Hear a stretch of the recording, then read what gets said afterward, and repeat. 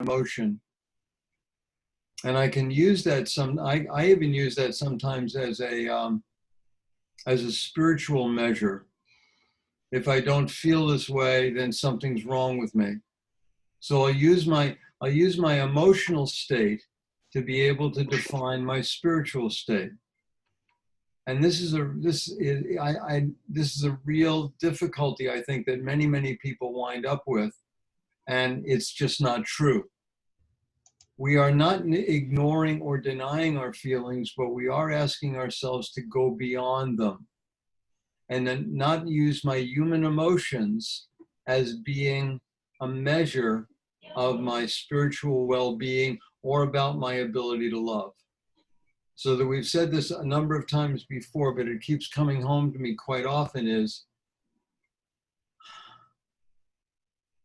that we always have a choice of loving no matter how we feel.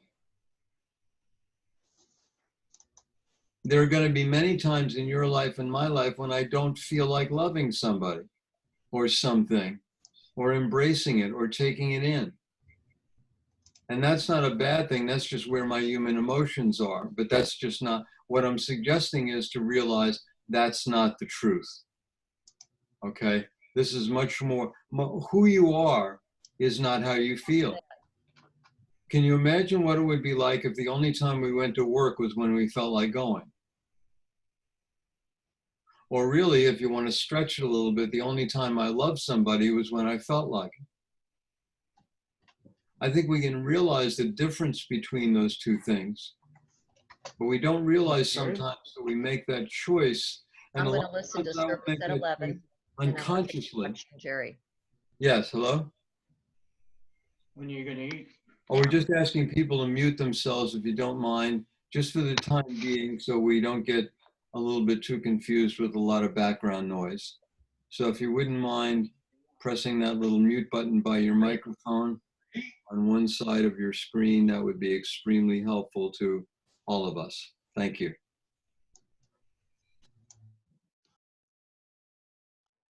The question then becomes, how do you be love incarnate when you are not being gifted with what you want, what you think you should have, or what you were told you should receive?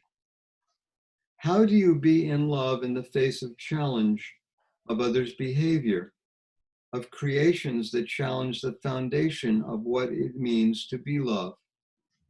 How do you love the one who killed your child? How do you love the one who betrayed you? How do you love the authority that persecuted you? The system of government that took your home or left you without anything?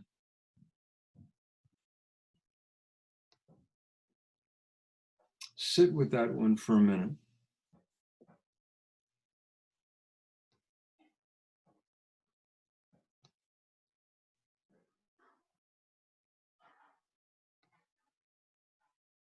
Some of the most poignant, powerful messages around that truth of loving when we don't feel like loving, or even loving what some people might call loving the unlovable,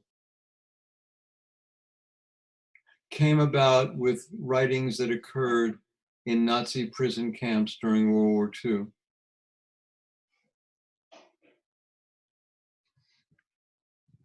I remember one specifically, I believe it was Viktor Frankl,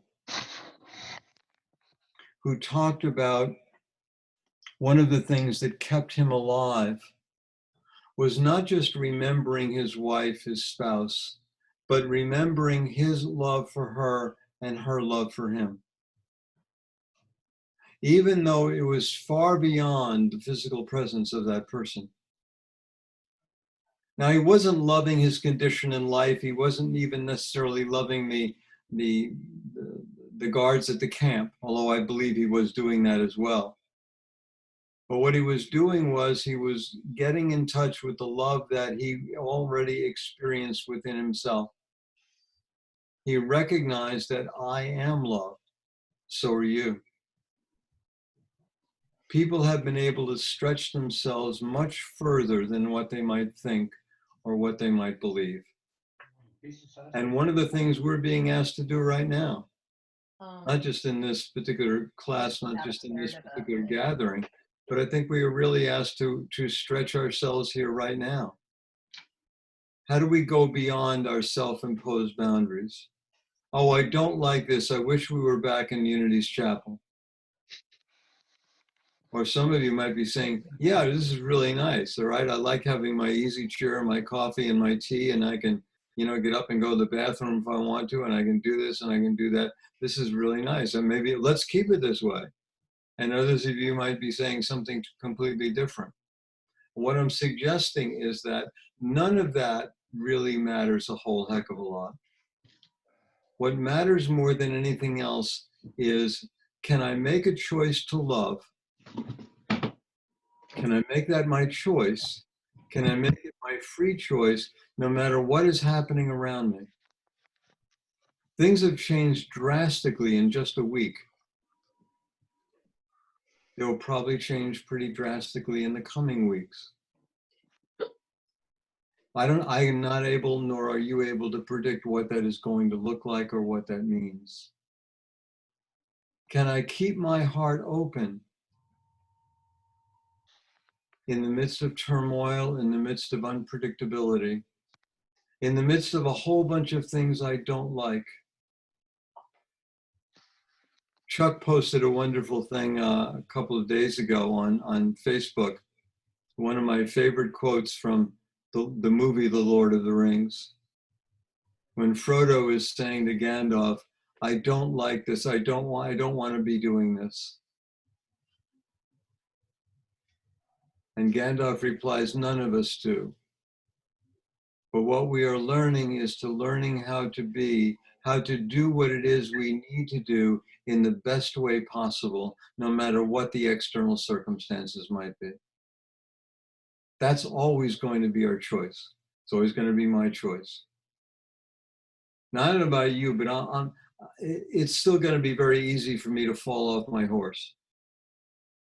It's still very easy for me to become distracted in annoyance, patience, in wanting my own way, or in wanting things to be different.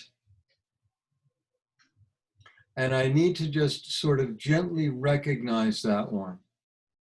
Gently recognize that's where I'm going, that's where my mind is naturally heading. And do I want to shift gears? Do I want to shift my consciousness around that? Do I want to do this differently? One of the things we mentioned a number of weeks ago, which continues to come up for me, is that wonderful Ho'oponopono prayer of, I love you, I'm so sorry, please forgive me, thank you. I go back to that periodically, time and time again. When I seem to be running out of choices, I begin to realize that there is always a choice. And if nothing else, I can go back to that prayer, that mantra, and say it again and again and again. And again. I say it when I go to sleep at night. And I might not be saying that to anybody or anything specifically, but I know there is probably always going to be something in my life that needs forgiveness. There's probably always something in my life that I need to be able to let go of. There's probably always going to be something in my life that I need to be open more to love with. That's just the way it is. Let's just take a minute. If we can let some of that soak in a little bit more, a little bit better. I'm going to ask you to close your eyes again, take a breath.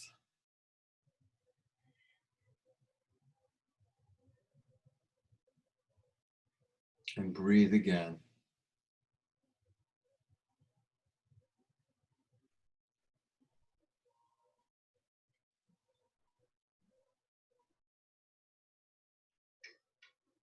Just begin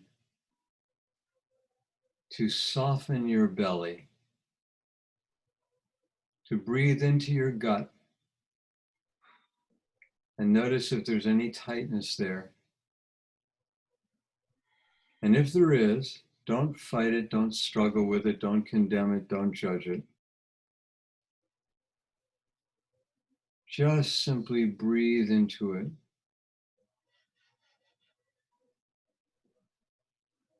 And as you breathe into it, let it unwind and relax.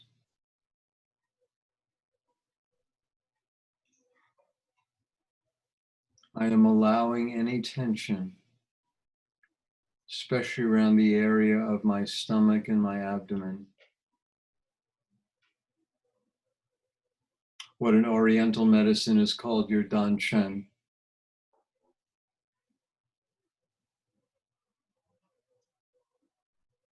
And sometimes in the Hindu and Buddhist tradition, it's related to the third and second chakra. Breathing into that, letting it release.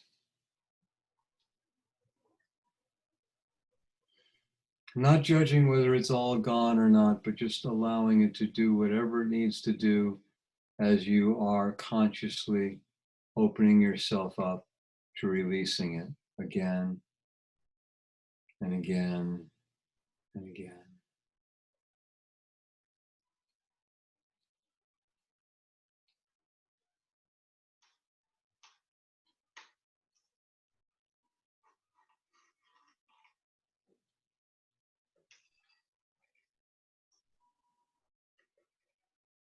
And as you open a little bit more and a little bit more, notice that love, relaxation, peace of mind, warmth can begin to flow into that space.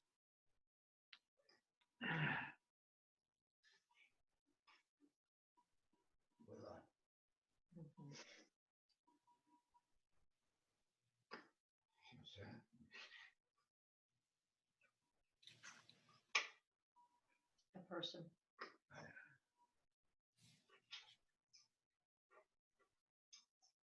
And when you're ready to, you can take another couple of deep breaths.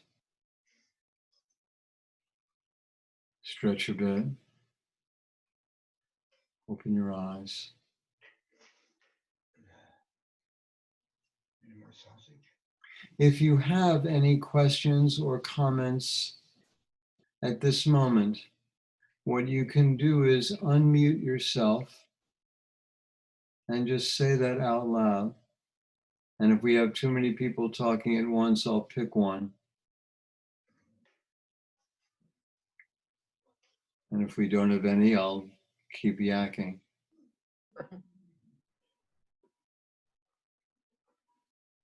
Simply notice, yes, John, you got to unmute yourself first.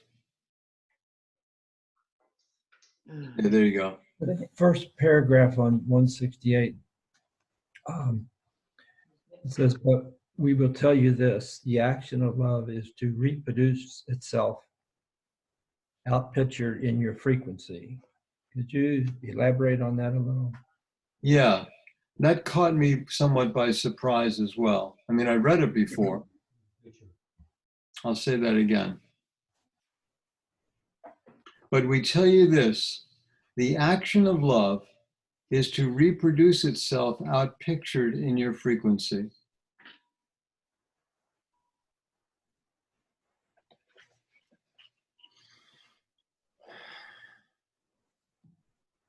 Let's begin by knowing that the recognition, the awareness, and the expression of love begins within in what we call inside of us, not inside of our bodies so much, but within our sense of awareness.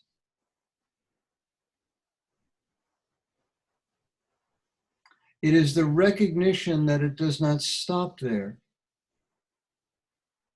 That when I am in love with myself, as my divine consciousness, or in association or in alignment with that, that in some ways it is going to have to express itself.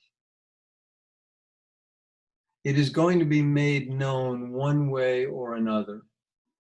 Now that might be through a smile, might be through a touch, it might be through sending a praise letter to somebody. I guess if you want to say this lovingly and somewhat jokingly, is that love cannot be constrained. It will by its own, we don't decide how it's going to show itself, but it will show itself. And so that to align with the sentence in the book, the action of love is to reproduce itself outpictured in your frequency.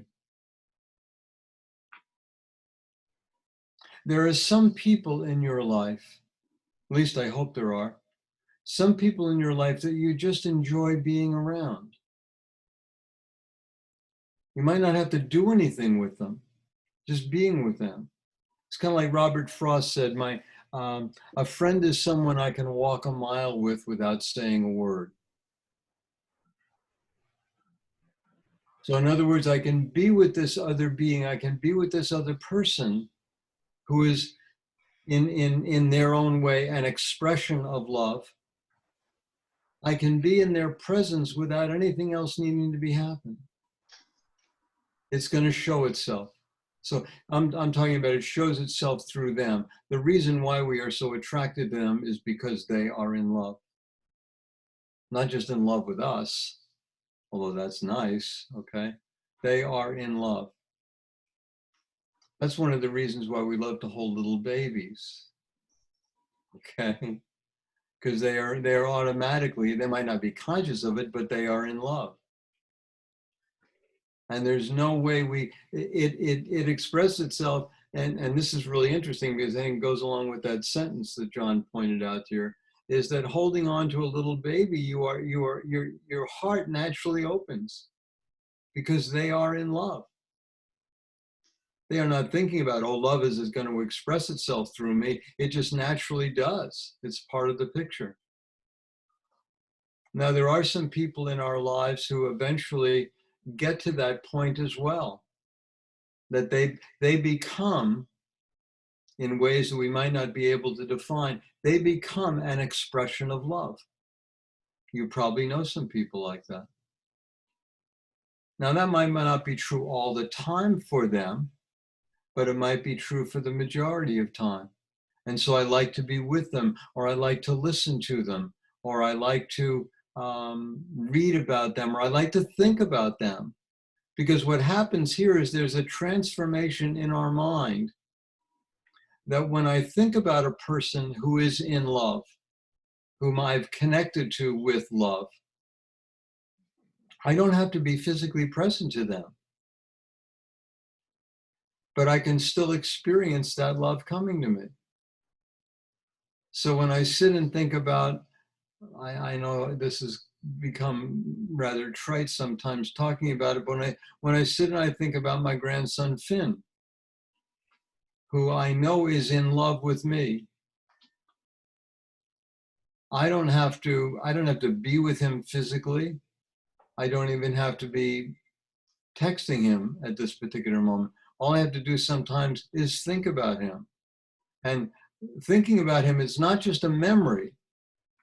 It's aligning with the experience of who this person is. It's aligning with, sometimes we call it aligning with love, or aligning with that energy of who he is beyond his physical self. And that presence makes itself known and makes itself felt. It's there. So that love will not be constrained. If you are in love, it will show itself. Somehow or another. You might not even recognize that, but it will. It will show itself. And it will touch. In some ways, it will touch other people in ways that you might not be able to know, in ways that you might not be able to describe. Does that help? Yes, so that outpicturing could be just a thought. Yes. Change in your mind, the way you look at someone. Yes, it can be. Like, The outpicturing doesn't necessarily mean it's going to be totally manifest in the material world.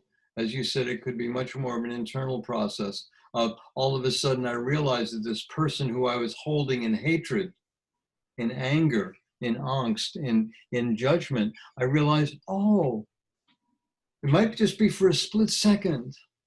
They are a divine child of God as well. And then my mind's going to kick in and go back to the old judgment place, all right? But in that split second, in that little moment, I have been able to experience them as love. That's been an outpicturing of my love, okay? So yeah, I thank you for sharing that, because I think it's important to realize that it does express itself, sometimes manifest in the material world in ways that we can see or taste or feel or touch, but it also might be in other ways of altering my perception, how I'm looking at this person or how I'm looking at things or how I'm looking at this particular situation in my life. Big, big difference. So thank you for that, John. Thank you. Anybody else want to chime in on that one? Okay. And John, if you wouldn't mind muting yourself again. Okay. Oh, I'm muted somewhere. And those of you who have not muted yourself, if you wouldn't mind doing that, just to cut down on any background noise. I think we've been able to do that pretty well so far, which I am very thankful for. Thank you. Let me read that last paragraph again. The question then becomes, how do you love incarnate when you are not being gifted with what you want, what you think you should have, or what you were told you should receive? How do you be in love in the face of challenge of others, behavior of creation that challenge the foundation of what it means to be loved? How do you love the one who killed your child? How do you love the one who betrayed you? How do you love the authority that persecuted you, or the system of government that took your home or left you without anything? Father, forgive them, for they know not what they do.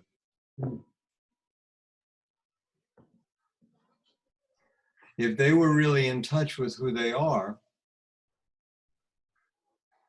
then they wouldn't be acting out of fear or desperation or control or manipulation or anger or confrontation.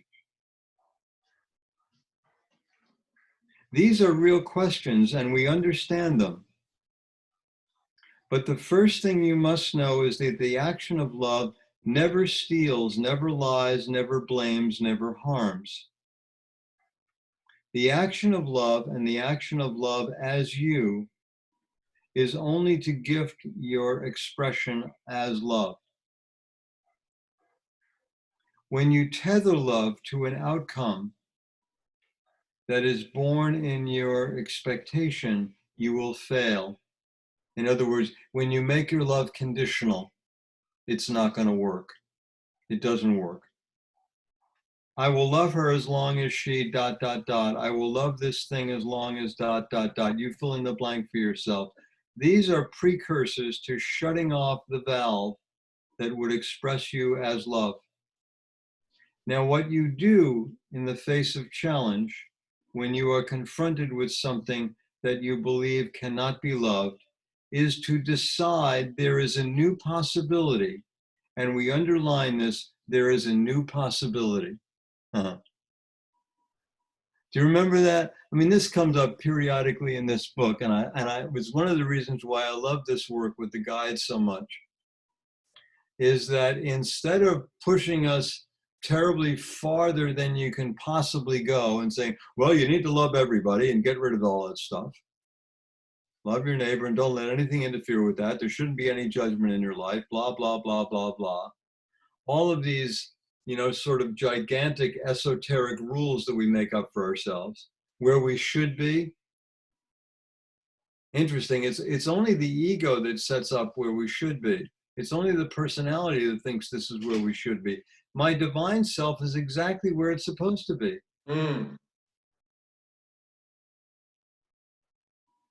And so here what it's saying is that recognize when you are putting constrictions on love, making it conditional rather than unconditional, okay? That's one piece. But then also when you become to realize that I could love better, or I could love more, or I could love beyond the restrictions that my personality self is putting on this, to open ourselves up to the possibility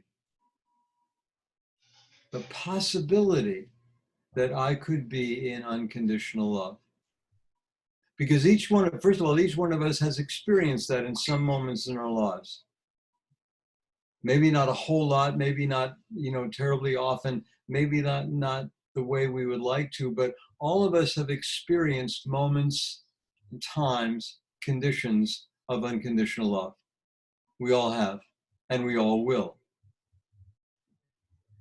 And so what we're being asked to do when we begin to understand or get an idea of ourselves or a sense of ourselves, of where we are at in loving, let's just say in loving ourselves.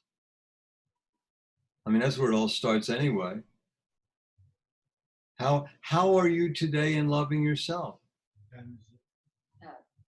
20 to 11. I flipped on this video and saw a picture of myself, and I know I shared this before. I said, here was a little old man looking back at me.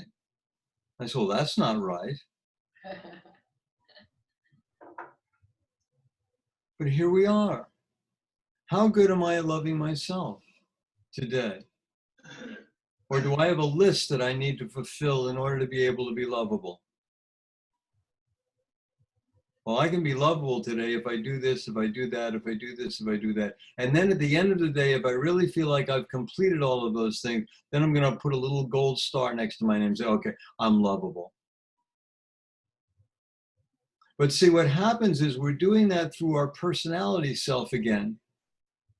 And whatever happens there, I'm going to have to do the same trip again tomorrow. I'm going to have to prove my lovability.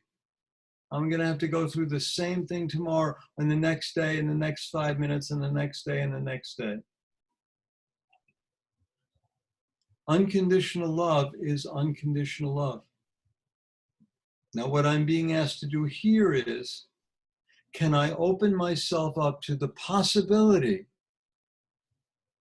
first of all, to the possibility of being loved unconditionally?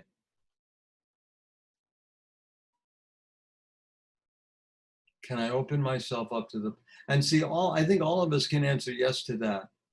It's not even saying open yourself up to it. It's saying, can I open myself up to it? Do I want to? Do I desire doing that? Is it part of my vocabulary?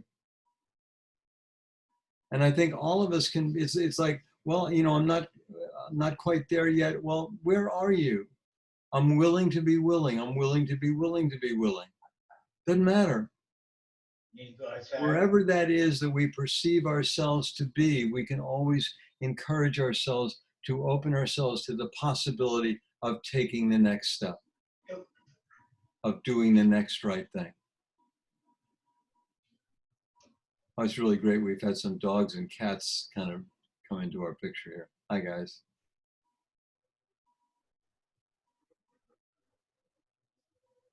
Let me just take one more paragraph here, and then we'll see if we can pull all of this together. And we underline this, that there is a new possibility. Jesus in the book of Revelation said, behold, I make all things new. John the Baptist said, repent. And that doesn't mean or didn't mean that you did something wrong or you need forgiveness, you're all screwed up. Repent simply means change your thinking. Change your mind. Change how you are looking at things. Change how you are looking at yourself. Or at least, if you can't do anything else with that, open yourself up to the possibility that I can be embraced, or that I can allow myself to be embraced with unconditional love.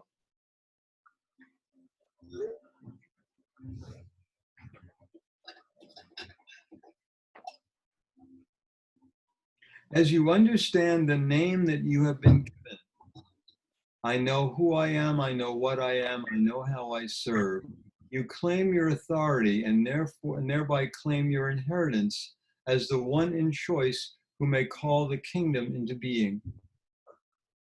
In sacred scripture, Christian scripture, Old and New Testament. Changing your name has always been somewhat synonymous about changing your whole perception of yourself. And so that's one of the things we do at Unity. We have that white stone ceremony. And it's essentially about changing your name. You kind of carve onto that little stone a name that you will go back to and remember and recall as being a transformation of your looking at yourself, how you see yourself differently at this particular time. And sometimes you might lose that, but we come back to the possibility of it. I will change your name. What it means essentially is I will change the way you look at yourself. That's what God or the divine within us is saying to ourselves. I will change the way you perceive yourself. Can I open myself up to that perception? Can I open myself up to that possibility of change? Can I open myself up to the possibility of seeing myself differently than the way I normally see myself?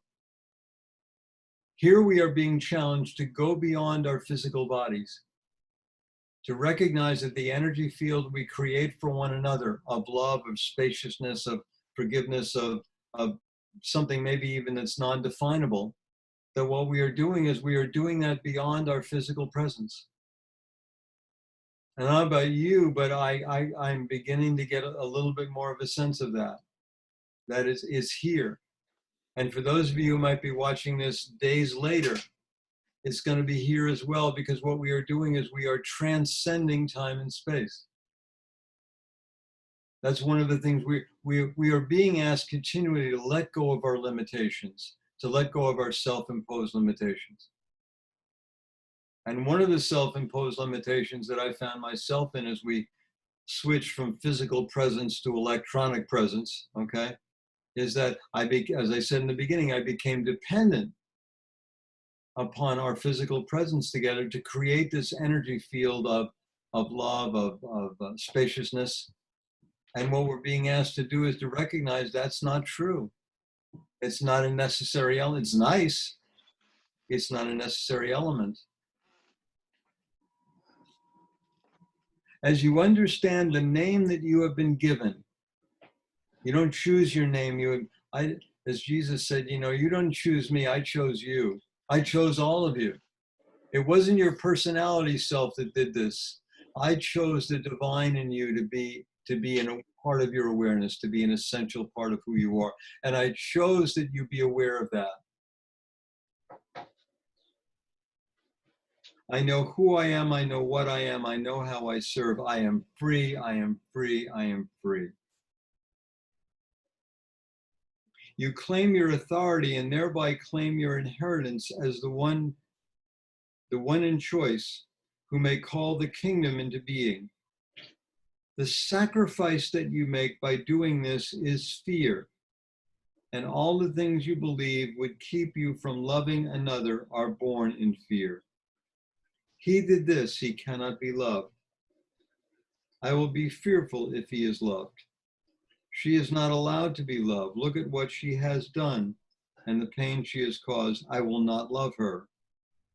You seal yourself then in your own cave, and you write on the walls again and again all the reasons why it is not safe to love. In our political scene right now, we have so much divisiveness. And one side or the other is calling or pointing at the other side and saying, you cannot, as long as you are doing this, you cannot be loved. And I find myself contributing to that energy. And every time I realize that, I ask myself, how can I do this differently? Can I stop that one? I look at some of these people and I say, my God, how is it possible to love them? They're idiots. They're morons. They're destroying this, they're destroying that. How can I possibly love? And what I need to realize, and I keep coming back, I'm not asked to love their personality self. God knows people don't like my personality self. I know that's hard to believe, but there it is. It's not being asked to love their personality is just that's their spacesuit. I'm glad I didn't choose that one. But that's what they chose, not just for their own karma, but for ours as well. You know, everybody we interact with, that's part of our karmic predicament, not just theirs. Oh, well, they have a lot of karma to work through. Well, I have a lot of karma to work through by judging them, by saying they have a lot of karma to work through. Gerry, this is Matt. Yeah. Hey, I just wanted to share something that goes right along with what you were talking about. Yesterday, I was running, and I always run over at Nazareth, which is a beautiful place. It's a mother house. And they also have a place back there where residents live who are elderly. And I always go the same route. And there's this car there that has a bumper sticker on it. It just gets me every time. And every time I'm running that way, I'm wondering, is that car going to be there? And if it is there, is it going to be parked in such a way that I'm going to see it or not see it? And yesterday, as I was running, and you know, that angst filling me, and I'm saying, this is so silly.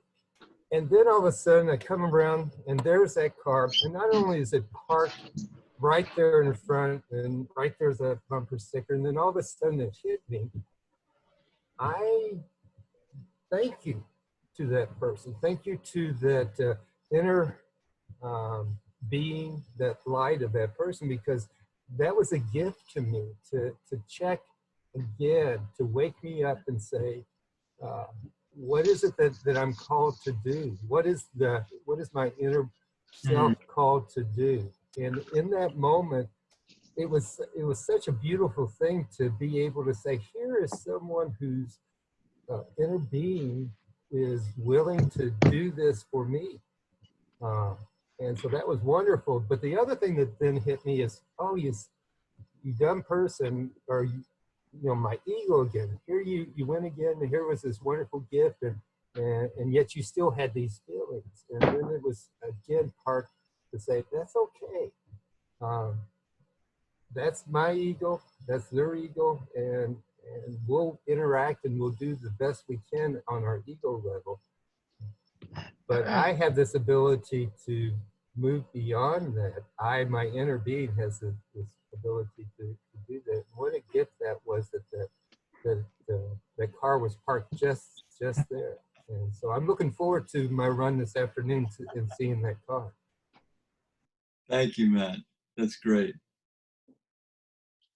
You know, you what you have spoken of, and let me reflect on this before we close this morning, is that it's not just about getting rid of something. Surrender or letting go or release is not just about getting rid of something.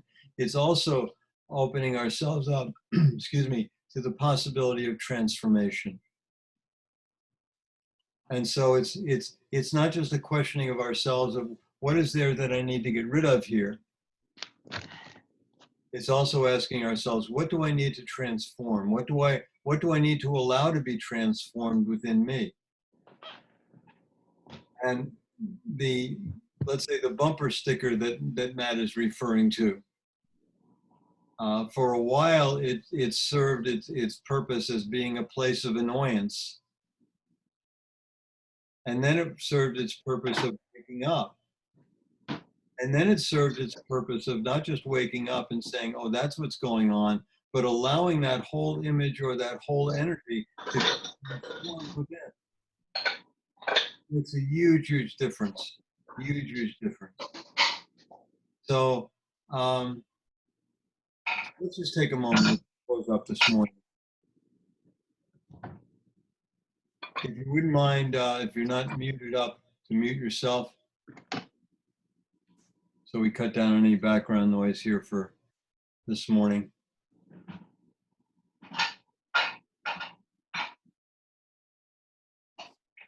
Somebody's not quite unmuted here because I'm hearing somebody doing the dishes.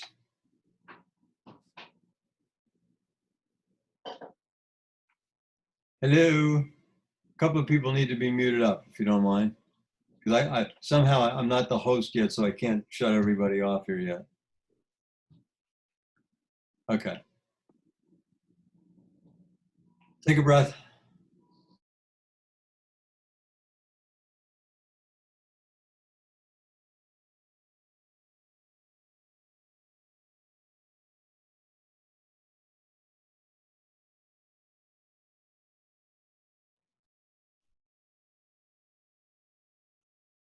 And just be with that, with wherever you are, whatever's going on.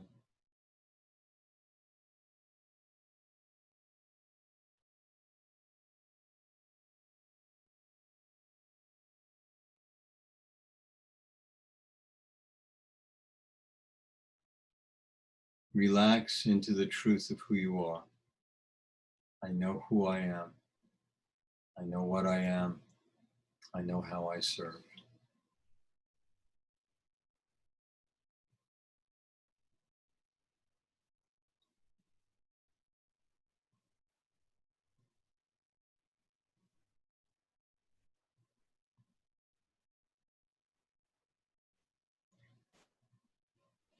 And let us allow from our heart space, from the loving energy within,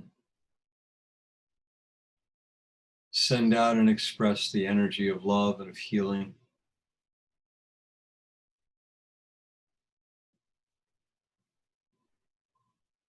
to all beings, especially the beings on our planet.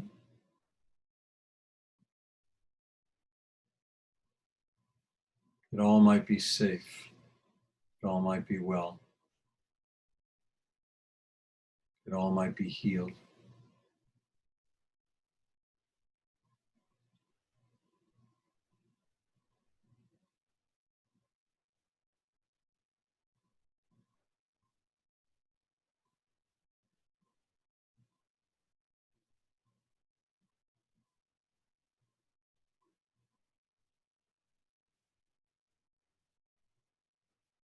And you can stretch and open your eyes when you're ready.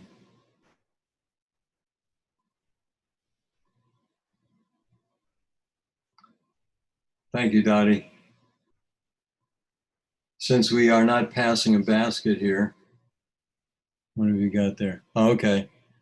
Can you see Dottie's address here? 757 South Brook Street, Louisville, 40203.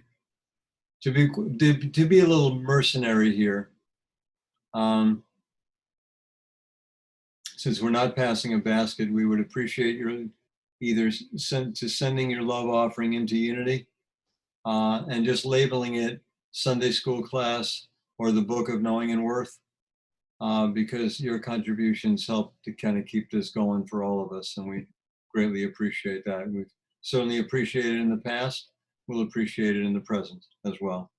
So, Gerry, I've also put the link to donate online in the chat box. okay, where is that? In the chat box? If you click on chat, you can just click on that and donate online. Okay, let's see where that is. When that shows up for me. It's on the bottom panel. There's a couple of buttons on the bottom panel that says chat. I see chat. So if you click on that, I see it. Okay. I get it. Okay. So a new window should open up on your right. And where it says, where's the donation button? it's a link to unityoflouisville.org ways of giving. Okay. It should be the bottom line in the link there. It's the last entry of the chat box. There's a link to the website where you can donate online. Okay. Beautiful. So, and then with that, I guess that's with a credit card, right? Yes. Okay. Or debit. So if you don't want to do that, you can certainly mail it in. If you're using a credit card, it's fine. You can do that as well. So is that link part of this website now? I mean, if I click, no, it just shows up. Nope. Yeah, the chat box is unique to every call, Okay, but we can add it at the end of every call. that'd be beautiful. Thank you. So does anybody else have any other questions yet? I appreciate your presence, because I don't know about you, but I feel a great sense of gratitude for all of you being present. Even though we were doing this without bodies. Well, we're doing this with bodies, but bodies at a distance from one another. So I'm tremendously grateful for all of that. So thank you for that as well. And we will see you here next week. Namaste.